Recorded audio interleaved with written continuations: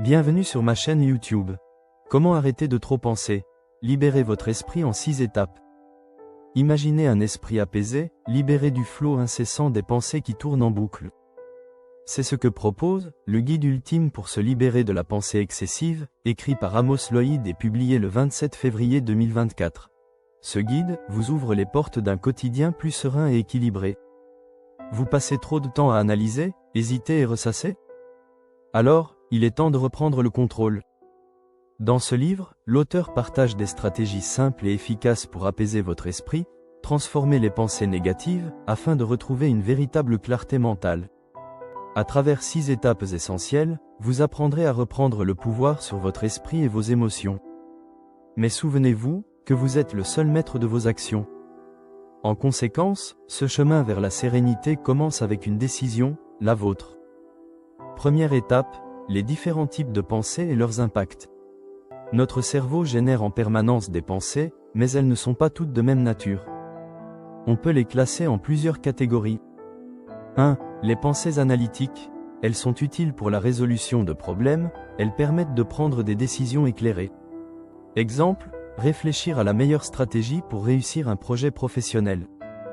2. Les pensées automatiques négatives. Ce sont celles qui surgissent sans contrôle et qui sont souvent pessimistes. Exemple, je vais sûrement échouer à cet entretien. 3. Les pensées ruminantes. Elles consistent à repasser en boucle des événements passés sans apporter de solution. Exemple, pourquoi ai-je dit cela hier? J'aurais dû répondre autrement. 4. Les pensées anticipatrices. Ce sont celles qui vous projettent dans l'avenir, et parfois de manière anxieuse.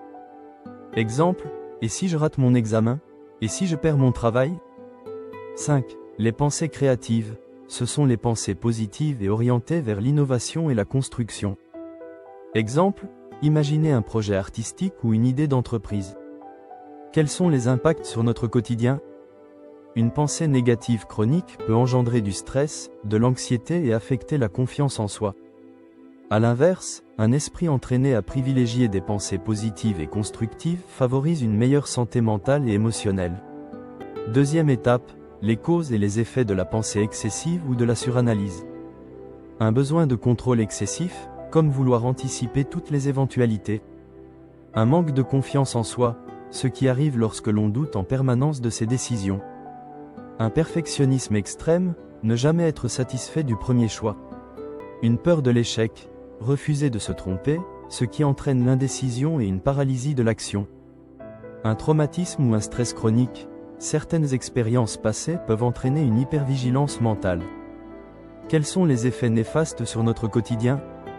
Une paralysie décisionnelle, trop réfléchir empêche d'agir. Une augmentation du stress, le cerveau est en surcharge permanente. Des problèmes de sommeil, un esprit trop actif empêche de se détendre. Une baisse de la concentration, penser à tout et tout le temps réduit l'attention sur le moment présent. Exemple d'application. La règle des 5 secondes de Mel Robbins consiste à prendre une décision rapide sans laisser place au doute.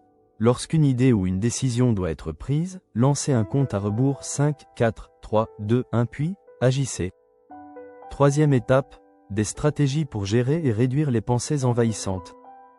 Passons maintenant en revue quelques techniques à mettre en œuvre. 1. L'écriture expressive, noter ses pensées dans un journal permet de les sortir de sa tête. 2. L'exercice de la boîte à soucis, écrire ses inquiétudes sur des papiers et les ranger dans une boîte pour les revisiter plus tard ou jamais. 3. Se fixer des créneaux de réflexion, dédier un moment précis de la journée pour réfléchir aux problèmes empêche d'y penser toute la journée. 4. Le principe du « stop » dès qu'une pensée envahissante apparaît, dire « stop » à voix haute ou dans son esprit. Exemple d'application, une personne qui fait face à un échec professionnel peut instaurer un temps de réflexion limité à 15 minutes par jour. En dehors de cette plage horaire, elle doit consciemment rediriger son attention vers des activités concrètes comme le sport, la lecture ou les interactions sociales. Cette approche aide à canaliser ses pensées au lieu de les laisser nous envahir toute la journée. Quatrième étape, des méthodes pour transformer les pensées négatives en positives.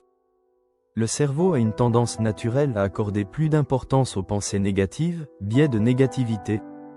Heureusement, il est possible de le reprogrammer avec des techniques de transformation simples telles que 1. La reformulation cognitive, au lieu de penser « je suis nul, je vais échouer », se dire « je vais faire de mon mieux et apprendre de cette expérience ».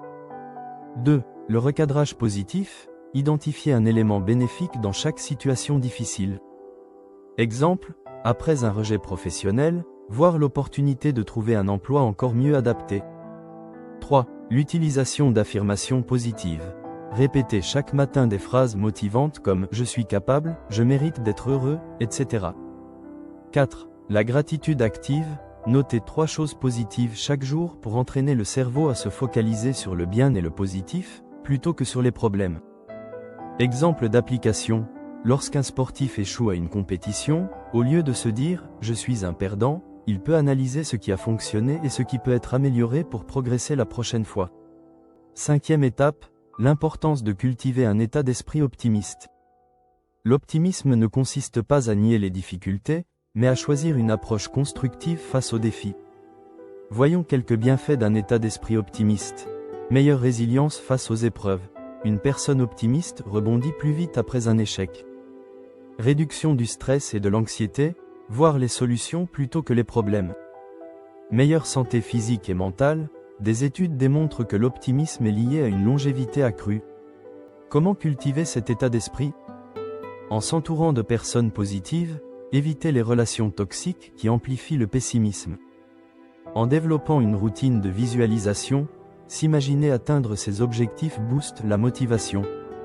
En pratiquant l'auto-compassion, se parler comme on parlerait à un ami en difficulté plutôt que de s'autocritiquer. Exemple d'application. Si un entrepreneur voit son projet échouer, il peut soit abandonner en pensant « je suis incapable de réussir », soit adopter une perspective optimiste en se disant « qu'ai-je appris de cette expérience ? Comment puis-je améliorer mon prochain projet ?» 6e étape, le rôle de la méditation dans l'atteinte de la paix intérieure. La méditation est un excellent outil pour calmer un esprit trop actif et recentrer son attention sur le moment présent. Quelques bienfaits reconnus de la méditation: une réduction du stress, en diminuant l'activité des pensées anxieuses. Une meilleure concentration, un esprit entraîné à rester dans l'instant présent et moins sujet aux distractions mentales. Une diminution des ruminations, en apprenant à observer ses pensées sans s'y attacher. Exercice de méditation simple. La méditation de pleine conscience. S'asseoir dans un endroit calme, fermer les yeux et se concentrer sur sa respiration. Chaque fois que l'esprit divague, revenez doucement à la respiration. Le scan corporel, prendre conscience de chaque partie de son corps en relâchant les tensions.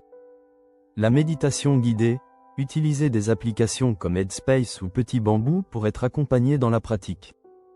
Exemple d'application: une personne sujette aux insomnies à cause de pensées incessantes. En se concentrant sur sa respiration ou en écoutant une méditation guidée, elle apprend à apaiser son esprit et à réduire les pensées envahissantes, facilitant ainsi l'endormissement. Conclusion: appliquez ces principes au quotidien.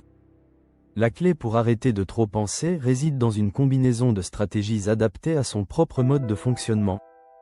En intégrant progressivement des techniques comme la reformulation cognitive, la méditation, ou encore la gratitude active, il devient possible de réduire l'impact des pensées négatives, d'améliorer sa prise de décision en entraînant l'overthinking, de développer un état d'esprit optimiste et plus serein.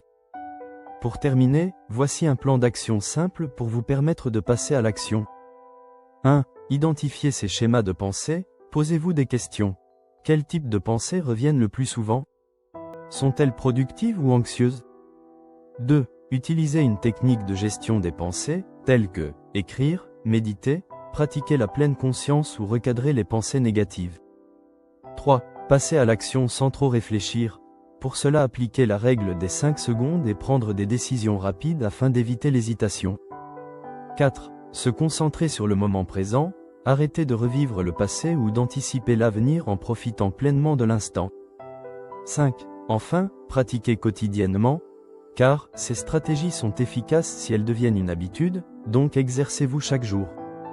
En adoptant ces méthodes, chacun peut reprendre le contrôle sur son esprit et vivre avec plus de clarté et de sérénité. Merci d'avoir regardé ce résumé.